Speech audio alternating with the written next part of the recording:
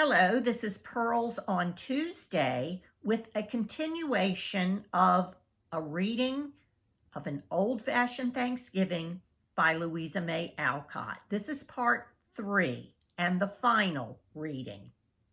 You can find parts 1 and parts 2 on my YouTube channel, Pearls on Tuesday.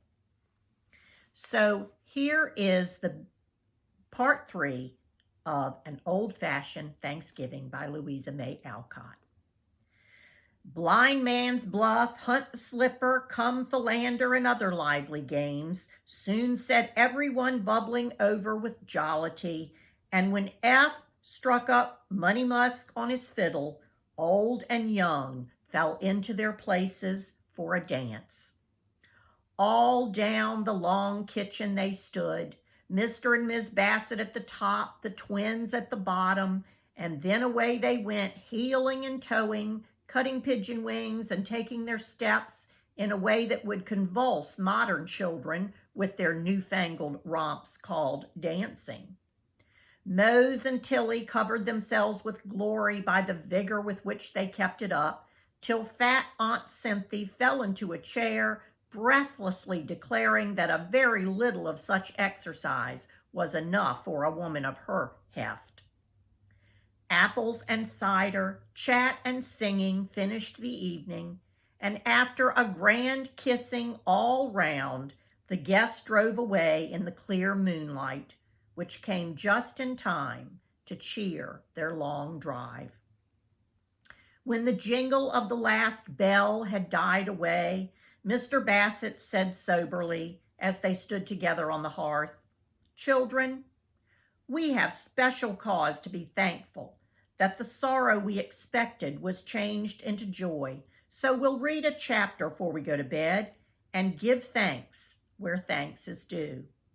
Then Tilly set out the light stand with the big Bible on it and a candle on each side, and all sat quietly in the firelight, smiling as they listened with happy hearts to the sweet old words that fit all times and all seasons so beautifully.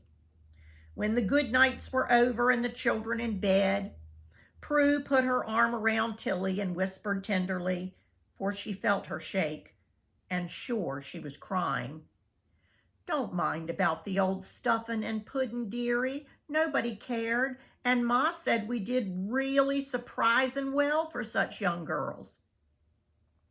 The laughter Tilly was trying to smother broke out then, and was so infectious, Prue could not help joining her, even before she knew the cause of the merriment. "I was mad about the mistakes, but don't care enough to cry. I'm laughing to think how Gad fooled F, and I found him out. I thought Mose and Amos would have died over it when I told them. It was so funny," explained Tilly when she got her breath. "I was so scared that when the first orange hit me, I thought it was a bullet and scrambled into the cradle as fast as I could. It was real mean to frighten the little ones so," laughed Prue, as Tilly gave a growl.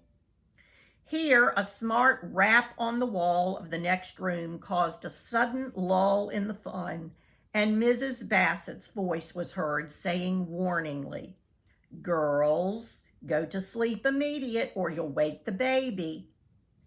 "Yes'm," answered two meek voices, and after a few irrepressible giggles, silence reigned, broken only by an occasional snore from the boys or the soft scurry of mice in the buttery, taking their part in this old-fashioned Thanksgiving. What a wonderful time that was. Things seemed so simple back then. I'm going to share with you now a little bit about Louisa May Alcott. Louisa May Alcott wrote best poems and poetry. She was an American poet and writer known as the author of Little Women. Unknown to most people, Louisa May Alcott had been publishing poems, short stories, thrillers, and juvenile tales since 1851 under the pen name Flora Fairfield. In 1862, she also adopted the pen name A.M. Barnard, and some of her melodramas were produced on Boston stages. Alcott published her first work, a poem, in 1851, but not until the 1860s did she find success. I'm going to read now a couple of her poems. This first one, called Brighter Shone the Golden Shadows.